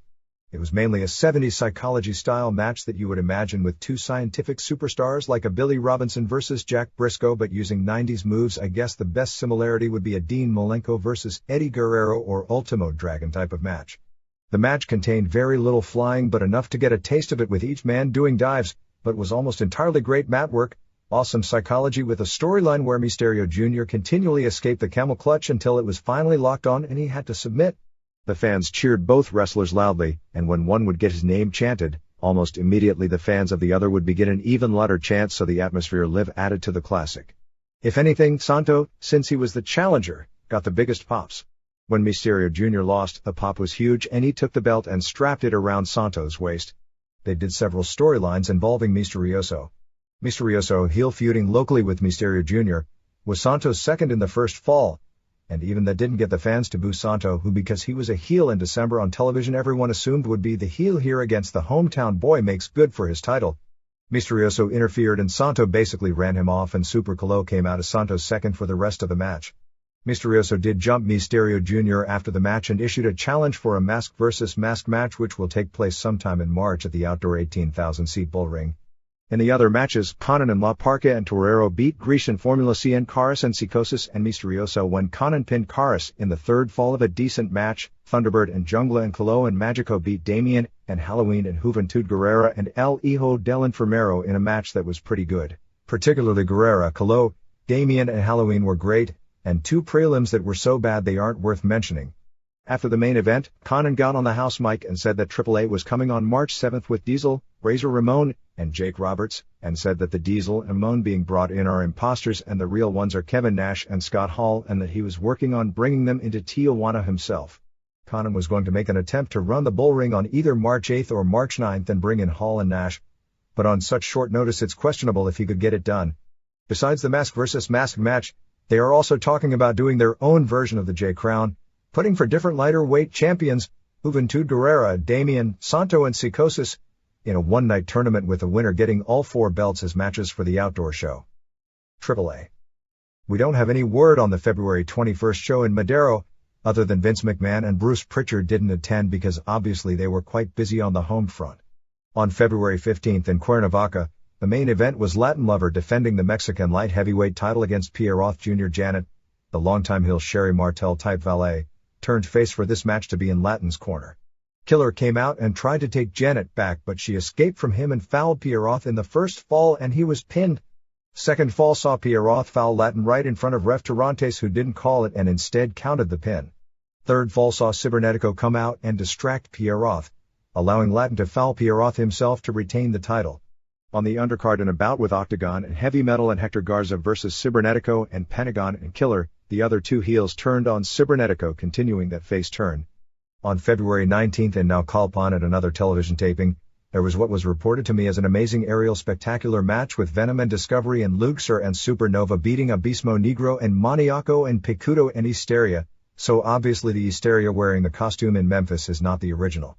Venom's team is getting better by the week, with him doing a Liger drive into a Hurricane Rana on the floor, a space-flying Tiger drop and a shooting star press, while Nova did the Hector Garza corkscrew plancha.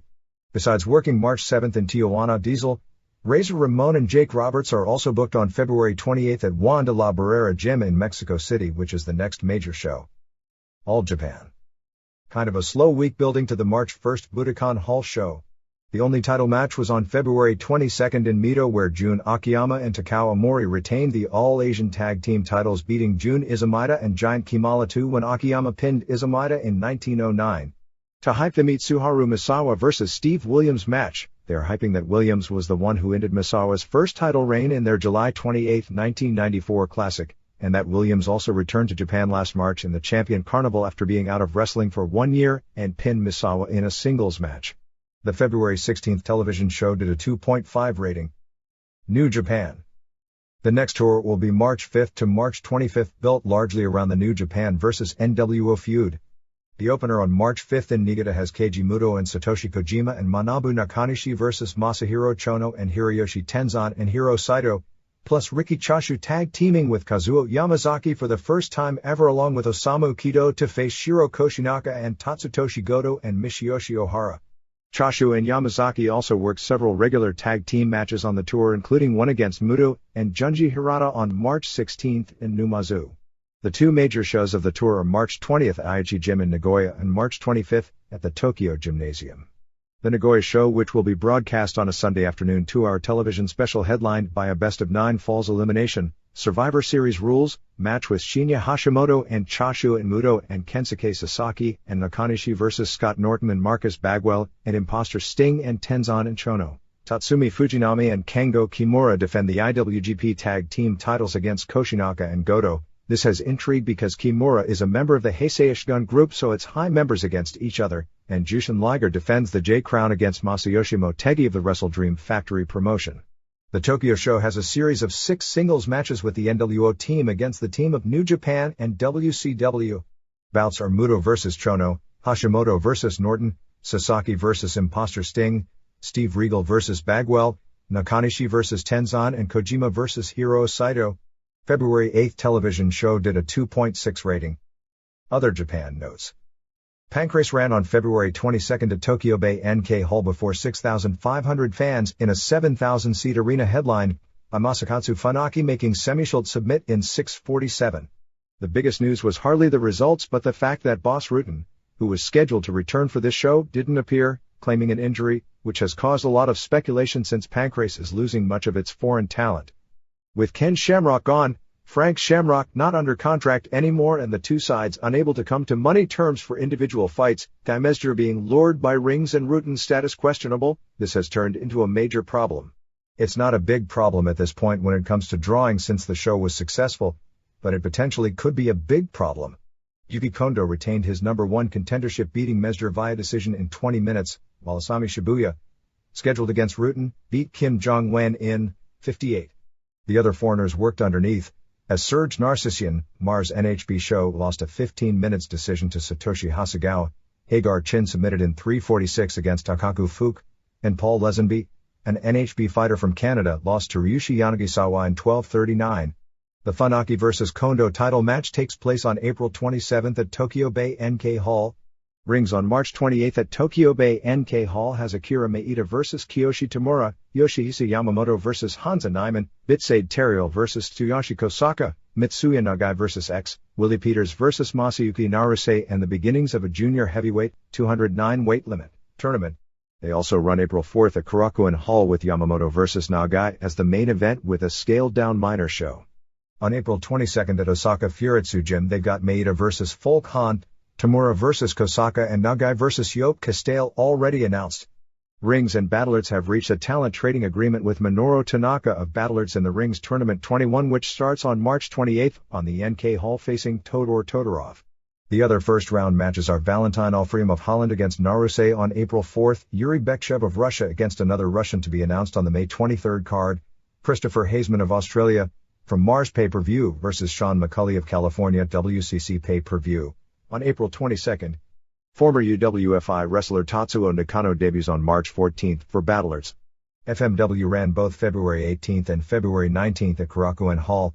On February 18th, Gladiator, Mike Awesome, retained their world title beating Masato Tanaka on top. After the match, Gladiator challenged Atsushi Onita for the match on April 29th at Yokohama Arena, which is this group's big show of the year. Cactus Jack is also being talked with about appearing on that show. The big story is that Mr. Pogo appeared for the first time since his retirement match in December. Pogo basically passed the torch to Gasaku Goshigawara, an FMW wrestler who bleeds a lot, giving him his trademark foreign object axe handles and knives and proclaiming his as the new Mr. Pogo. He debuted under the name Mr. Pogo on February 19th, teaming with Riki Fuji and Hayabusa to lose to Crypt Keeper and Mr. Ganasuke and Flying Kid Ichihara. Geto and Jado and Hiromichi Fuyuki also debuted beating Dragon Winger and Hideki Hasaka and Wing Kanemura. Headhunters and Hisakatsu Oya retained their World Street Fight 6-man belts beating Tanaka and Koji Nakagawa and Tetsuhiro Kuroda. Next FMW tour being on March 12th. Major show is March 14th at Sapporo Nakajima Sports Center with Megumi Kudo versus Shinobu Kandori in a women's no-rope barbed wire match. Geto and Jado and Fuyuki versus Kanemura and Haido and Hasaka, with the winners getting a 6-man title match on March 21st in Sendai, plus Gladiator and Oya and Headhunters versus Tanaka and Nakagawa and Kuroda and New Pogo. They are doing an angle where Katsutoshi Niyama is out of action and is leading Japan FMW for Terry Funk's FMW, Funk Masters of Wrestling, which is basically Funk's NWO knockoff. Takashi Ishikawa's new promotion debuts on March 2nd at Korakuen Hall using mainly indie guys like Geto, Jado, and Fuyuki, along with IWA wrestlers and All Japan women wrestlers. At the opening press conference on February 20th, Shinya Kojika, the president of Big Japan, showed up and had a shouting match with Ishikawa. Kojika said he and his wrestlers were going to the debut show at Korakuen Hall, and Ishikawa told Kojika to bring his group's championship belts with him because his wrestlers are going to win them. Tarzan Goto debuts with War on the next tour, forming a tag team with Koji Kiao to feud with the War Crew. Tomoko Miyaguchi of JWP has vacated All Japan Women's version of the Japanese junior title due to an injury, and a tournament starts in March. The WCW Women's Cruiserweight Tournament comes down to Sonoko Kato versus Meiko Satomura to determine the first champion, as 2 different one-night tournaments have taken place on GIA shows over the past 10 days. Although they've heard this title acknowledged once on WCW television, a mention by Tony Schiavone during Worldwide, which is of course a show that nobody watches. Fuyuki's own new promotion called Play debuts on March 29th in Tokyo, working with IWA and AJW with Geto and Jado and Fuyuki versus Great Kabuki and Daiko Kubo Benkei and Keisuke Yamada on top. USWA. Memphis crowds continue to pick up as they switch the shows from weeknights to weekend afternoons. On February 22nd, the crowds, which were hovering around 300, picked up to an estimated 1,200 with a lineup no stronger than what they had been presenting. Elijah Spellbinder kept the USWA title in the main event, beating Brian Christopher in a street fight weapons match, while Jerry Lawler kept the unified title, beating King Reginald via DQ when Queen Nikki interfered, and Wolfie D and Jamie Dundee beat Flash Flanagan and Billy Travis to keep the tag titles in what was reported as a great match. Dutch Mantle returned, back as a babyface, and also did color commentary on television with Lance Russell. Doug Gilbert appears to already be gone. ECW played to packed houses for CyberSlam 97 on February 20th in Queens, New York before 800 fans, and February 21st at the ECW Arena before about 1,400 fans. With Shane Douglas out until March 15th due to knee surgery, it was announced on television the match with Pitbull No. 1 was unlikely. An added main event was made with Terry Funk and Tommy Dreamer versus Brian Lee and Raven, with the stip that if Funk pinned Raven, he'd get a title shot on April 13th. Raven laid down at the beginning of the match, offering to get pinned by Dreamer, something Dreamer has never done, but Dreamer refused because he wanted his hero, Funk, to get the title shot. It wound up with Funk bleeding from the ear and being taken to the back. Dreamer was doubled on until Stevie Richards came out. Raven dared Richards to do the superkick. As he was about to deliver it, Lee got him from behind and choke slammed him. Richards was clocked with a garbage can.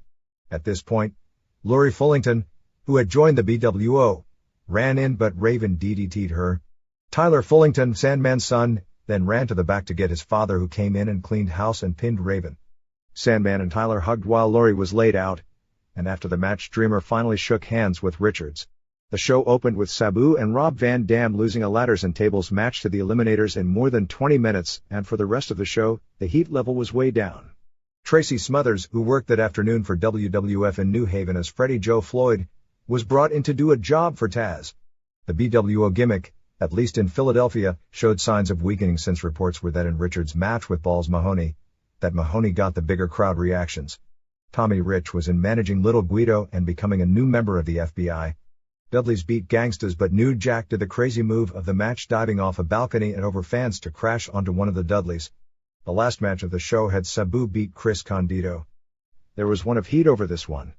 Sonny was watching from the stage and a fan was really heckling Condito hard, and Sonny began screaming at the fan.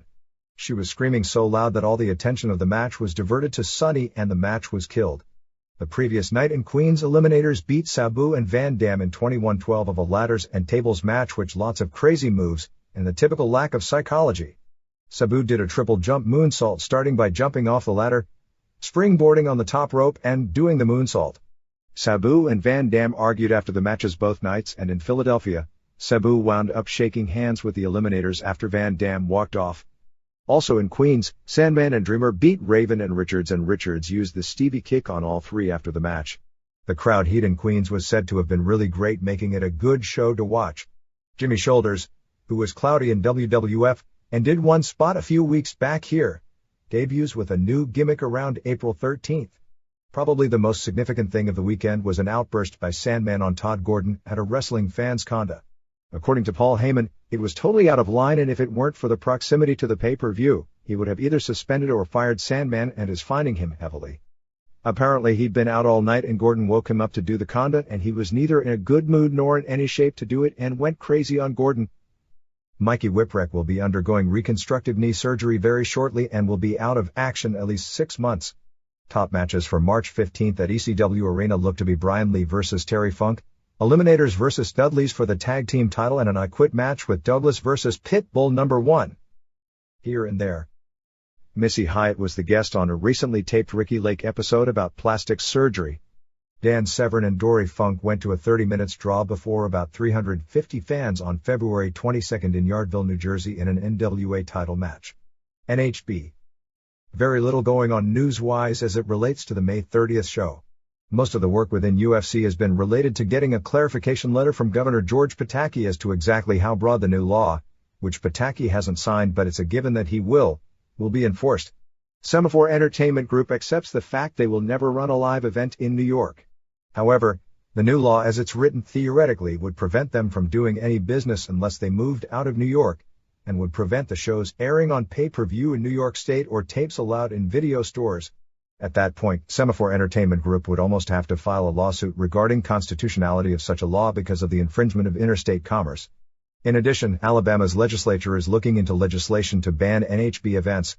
Alabama has become the new home since several groups have gone there with no political pressure to stop the event, and some legislators in that state don't like the idea of it being looked as a state that allows these events to run to when nobody else allows them. Semaphore Entertainment Group is hopeful the state will allow the events to continue if they agree to regulation, as there have been problems with other companies' events such as Mars allowing Oleg Toktarov into the octagon for the match with Renzo Gracie, and he was clearly in no condition to fight after the hammering he had taken just 10 days earlier against Marco Ruiz. There were also problems with the WIF taping on February 15th in that there was no doctor at ringside, although there was an ambulance there. In addition, the buy rate for the February 7th show looks to be in the 0.4 to 0.5 range, which is lower than the original projections, and that coupled with the $500,000 hit they took from moving at the last minute is yet another piece of bad news. Don Frye is asking for so much to do his match with Mark Coleman on May 30th, that it may fall apart, although David Isaacs of Semaphore Entertainment Group believes it's better than 50% that match will headline. Isaacs was mad about the Observer's article saying Semaphore Entertainment Group was unprepared for the last-minute move, claiming his company was more prepared than any company doing a pay-per-view for such a last-minute catastrophe, pointing out that they pulled the show off and on pay-per-view it came off without hints of all the problems that they were having. Regarding the commercials on pay-per-view and print advertising, Ken Shamrock in the tournament, he said that commercial deadlines for both UFC and pro wrestling ads are 2 months in advance, and at that time they did the ads and printed them. They believed Shamrock was going to be in the tournament even though they hadn't signed the deal yet. Once the commercials are out, it's virtually impossible to change them, similar to WWF commercials for the Final Four being Sid, Shawn Michaels, Bret Hart and Steve Austin, since that was the original plan before they decided to not have Hart win the Royal Rumble and have the gimmick finish with Austin and then throw the title shot as the bonus for the Final Four winner, which eliminated Sid and Shawn from the match. The TV show 48 Hours is preparing a piece on UFC. Besides Maurice Smith, also on the Gordon Elliott show about NHB were some tough man contest guys, EFC promoter Donald Zuckerman, Don Fry, and Dan Severn. Some notes on Vitor Belfort. On January 30, 1995 at Helson Gracie's Jiu-Jitsu Academy in Honolulu, there was a dojo match with Belfort versus Manabu Yamada of Pancrase. At the time, Belfort was 17 years old and weighed 175 pounds, and they went 9-0-6 with neither able to make the other tap. Belfort also had a dojo match in May 1996 against Manabu Ohara in Los Angeles, with Belfort winning with a choke.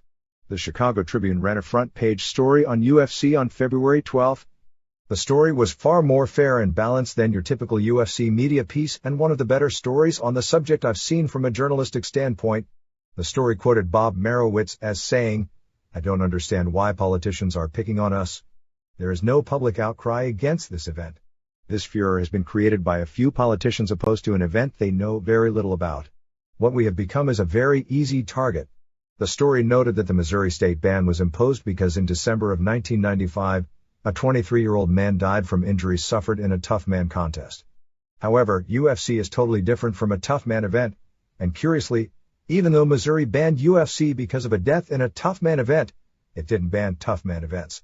Dr. George Lundberg, editor of the Journal for the AMA, has come down against UFC, but one can't argue his position since, unlike most politicians, the AMA has also come down for the ban of both pro and amateur boxing for the same reasons.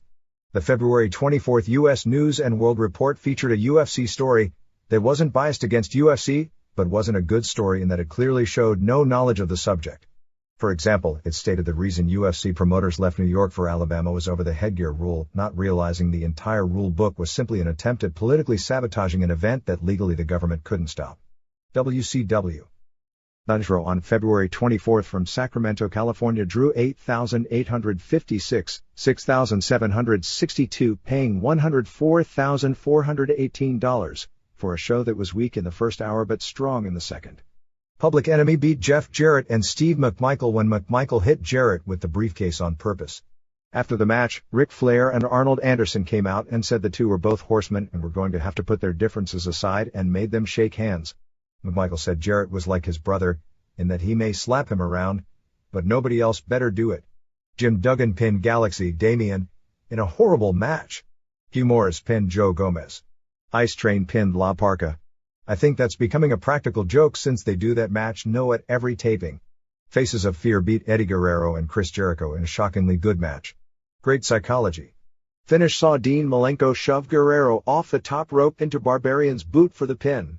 Rey Mysterio Jr. pinned Juventud Guerrera in their classic spectacular short match. Prince Iaukea, still not over in the slightest bit, pinned Pat Tanaka to keep the TV title. Ultimo Dragon beat Dean Malenko via DQ for choking in a 4 stars match. These two are the best technical wrestlers around. It's a shame WCW hasn't figured out something to do with Dragon and seemed to have a problem about putting him over in any way. You'd think even if his ability wasn't enough for a break, that since he gives the boss's best friend a reason to be on TV, that would be a reason to get a push as well. Diamond Dallas Page versus David Taylor barely got started when Hall, Nash and Savage came out and Savage KO'd Page with a spray paint cannon spray painted him. A fan hit the ring during the brawl, which was funny because the fan forgot to sell Hall and Savage's punches, but at least he ran away quickly. Savage then put on an NWO t-shirt. Savage dropped some elbows on him and Page did a stretcher job. They did an interview where they presented Savage with Elizabeth, and Elizabeth smiled for the first time in months. Giant and Luger were scheduled against Harlem Heat, but Eric Bischoff came out and stripped Giant and Luger of the belts. The entire NWO came out and they had a stare-down ending with Luger saying he'd get a team and they could get a team and he'd give back the tag belts provided they do the match at Uncensored with both the heavyweight and the tag team belts at stake, and Bischoff accepted. Sting then came out and seemed to be neutral, then turned toward the NWO side and Hogan hugged him, but Sting never hugged Hogan back and kept the blank look just as the show went off the air. Anyway, show was strong from 8:45 p.m. on. Besides Nitro, other ratings were for February 15th weekend main event at 1.5, Saturday Night at 2.4 and Pro at 1.6 and Nitro Replay at 1.3 and 3.5 share. For February 22nd weekend it was Main Event at 1.2, Saturday Night at 2.5 and Pro at 1.9, plus Nitro Replay at 1.1 rating and 3.8 share. Only other show besides Nitro and pay-per-view was the Saturday night tapings on February 17th in Palmetto, Florida, for $1,700, paying $20,000. No real highlights to the show other than for next week, La Parka accidentally KO'd Mark Starr legit with a kick and Chris Benoit was wearing tape around his ribs selling the injury that occurred several days later at the Cow Palace. Eddie Guerrero pinned Lazartron, which was his older brother Hector under the mask. Haven't heard how the match was, but the potential is there for a great one. NWO Hotline bombed. In its entire first month it did about the same business as WCW Hotline does on a normal strong day. After WCW booked the Knickerbocker Arena in Albany, New York for 2 dates this year, WWF went back and booked 3 days and the arena canceled WCW's 2 dates. Tons of heat over this one. There is again that lawsuit talk that surfaces all the time regarding arena exclusivity but never transpires. Brad Armstrong has been out of action with a torn rotator cuff, similar to Ric Flair. Big Bubba suffered some sort of a back injury and should be out about 6 weeks. That explains the Bubba angle on the February 17th Nitro and why he was pulled from the Super Brawl pay-per-view. As of February 24th, the advance for the March 3rd Nitro at the Omni in Atlanta was 9,000 tickets and $117,000. WCW has the Los Angeles Forum booked on June 28th and will be back in Las Vegas on June 30th. Lineup thus far for Uncensored on March 16th in North Charleston, South Carolina has Marcus Bagwell versus Scotty Riggs in some kind of gimmick match, Six defending the Cruiserweight belt, if he's ready by then, against Dragon, Aokia defending TV title against Mysterio Jr., Eddie Guerrero defending US belt against Malenko, Jarrett and McMichael versus Public Enemy in a briefcase on a pole match, and the main event is some kind of a 3-team deal with the heavyweight and tag titles at stake with Piper's team, Hogan's team and Luger's team. An internet chat with Ric Flair put on by KQRS Radio in Minneapolis ended up blowing out the phone lines, which supposedly meant more than 5,000 calls. March 22nd at the Target Center in Minneapolis is Hall and Nash versus Giant and Luger, Page versus Savage, Benoit versus Sullivan, Mysterio Jr. versus Dragon, Conan versus Calo, and Duggan versus Regal. Basic same lineup for March 27th Baltimore as well. There were so many complaints about the Steiner's car crash angle that it won't air on Television again, and they were barely even acknowledging it on television this past weekend after making a big deal of it the week before. The Pittsburgh Post-Gazette on February 23rd ran a lengthy story about Mark Madden's position in the WWF lawsuit against WCW. The story is that Madden invoked a journalist shield law to avoid having to give up his sources in Discovery by Jerry McDevitt. However, during the same deposition, Madden admitted that WCW has veto power over what he says on the hotline and that he could be fired if he didn't make script changes when WCW requests them. McDevitt claims that makes him no more than a shill for WCW and thus should have no journalistic privileges to maintain confidential sources, and is attempting to get U.S. District Judge Donald Lee to force Madden to reveal his sources. John Houston Pope, who is defending WCW and Madden, says that it is WWF that is having trouble with truth versus fiction and not Madden and WCW. He said that on one hand, Titan argues Madden shouldn't be treated as a journalism because he admitted his hotline commentaries are entertainment and not journalism, if Titan is correct in that proposition. The lawsuit should be dismissed because neither defamation nor unfair competition can be based on statements the audience knows to be unreal. On the other hand, Titan has sued alleging that Madden's commentaries are treated as serious journalism by the public, and if that's true, he's entitled to shield his sources. McDevitt said that Madden claiming to be a journalism is against evidentiary records which established he deliberately passed false information to the public at the insistence of his employer to promote pay-per-view events. WWF. More bad news in the form of major injuries.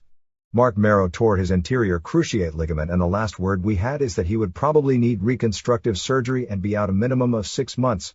He went for a second opinion on February 24th to Dr. Jim Andrews, and I'm not sure if Andrews corroborated the first opinion, but on February 25th the report was still that he'd be out 6 months.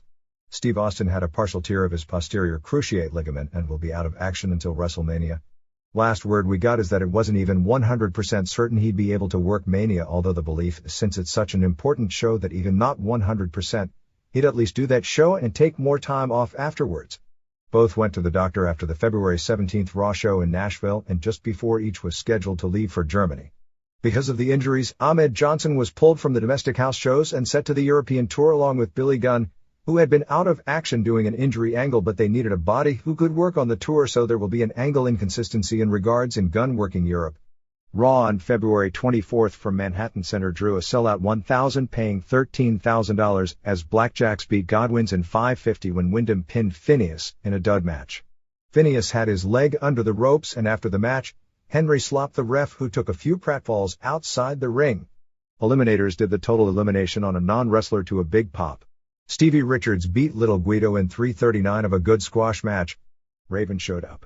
McMahon called him Stevie Ray, and Paul Heyman said that McMahon needs to watch the tapes Bruce Pritchard puts on his desk every Monday morning. Marlena beat Sunny via DQ in arm wrestling when Sunny threw powder in her eyes. Savio Vega came out to threaten Marlena, and Goldust hit the ring and they started their match, which went 11:45, ending in a DQ when Crush interfered. Miguel Perez, who was doing color, made the save. Bad match. Taz beat Mikey Whipwreck in 3:33 with the choke. During the match, Sabu dove off the R on Raw onto the members of Team Taz. Taz looked really short in that big ring. Road Warriors double count out headbangers in 10:53. Bangers carried it, so it wasn't that bad, but it was a terrible debut having Warriors last that long. They did the double impact on Thrasher after the match. Tommy Dreamer pinned D. Von Dudley after a DDT on a chair in 4:25.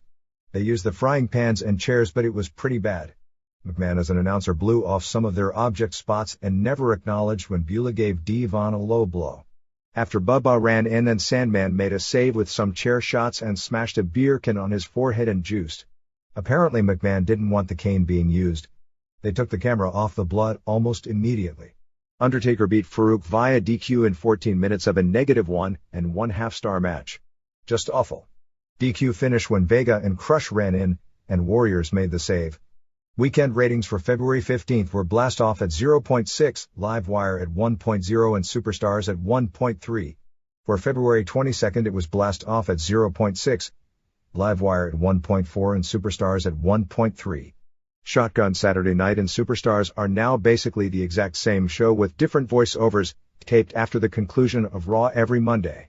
There was real heat on the February 17th Raw between Paul Heyman and Jerry Lawler when Heyman brought up the Neighborhood Watch program, alluding to Lawler's legal problems a few years back, and Lawler shot back about cracking his jaw, which he did with a punch in Haiti, Missouri in 1987 when Heyman was a rookie. Although both sounded like they hated each other on February 24th and both probably meant the majority of what they said, everything on that show was worked out beforehand, as WWF talked with Heyman on February 20th about what he couldn't say about Lawler on the air, and that the two were to act professional with each other. House shows domestically saw February 18th in Birmingham draw $2,519 and $33,468. February 19th in Huntsville, Alabama drew $2,576 and $33,923. February 20th in Knoxville drew $3,465 and $49,416. February 21st in Durham, New Hampshire drew $4,177 and $68,118. February 22nd in New Haven drew $4,426 and $68,332, and February 23rd in Glens Falls, New York drew $2,537 and $38,543. Considering most of the top talent was in Europe, those gates were very successful. Knoxville on February 20th was something of a Smoky Mountain reunion show. The former SMW wrestlers all got huge babyface pops, in particular Sunny, who said that she missed the building but didn't miss any of the people. She did basically the same arm wrestling gimmick with Marlena as on Raw, as they did in every city this past week. Freddie Joe Floyd and TL Hopper worked under their old names as Tracy Smothers and Dirty White Boy, with Smothers jobbing for Diesel and White Boy beating Buddy Landel. White Boy had Ron Wright in his corner while Landel had Jim Cornette in his corner. Naturally, Cornette put Wright over huge. After Landel lost, he turned face on Cornette and put him in the figure 4. Seems to me that they already did that angle in Knoxville a few years back. Main event at all the Arena House shows this week saw Undertaker beat Farouk in cage matches by climbing out.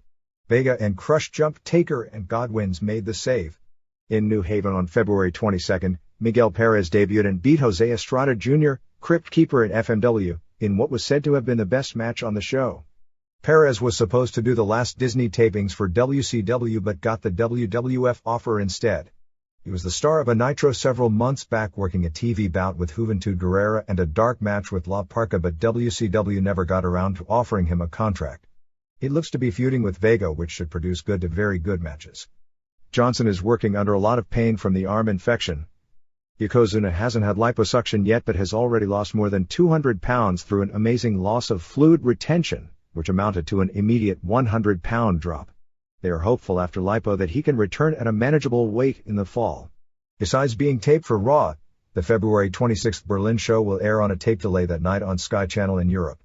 Vince McMahon and Jim Ross were both scheduled to go to Berlin for the show to do the live broadcast, although McMahon was exhausted on Raw and Ross' father passed away a couple of days beforehand. Besides Sid vs. Undertaker and Brett vs. Austin, other matches tentatively for Mania are Johnson vs. Farouk in a Chicago street fight, Goldust vs. Helmsley, Owen and Bulldog defending against Mankind and Vader, and a tag match with Road Warriors. Dan Severn had a meeting with Titan on February 20th. Titan liked him, but both sides pretty much agreed not to do a full-time exclusive deal.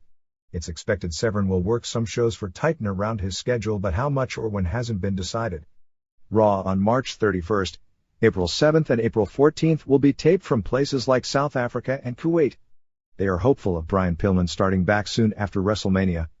Davey Boy Smith is expected to win European title tourney. Wrestling Observer Newsletter. P.O. Box 1228, Campbell, California 95009-1228. March 3, 1997. This is the end of this chapter. I hope you enjoyed this program. Please like and subscribe. Comments help the algorithm. See you next time.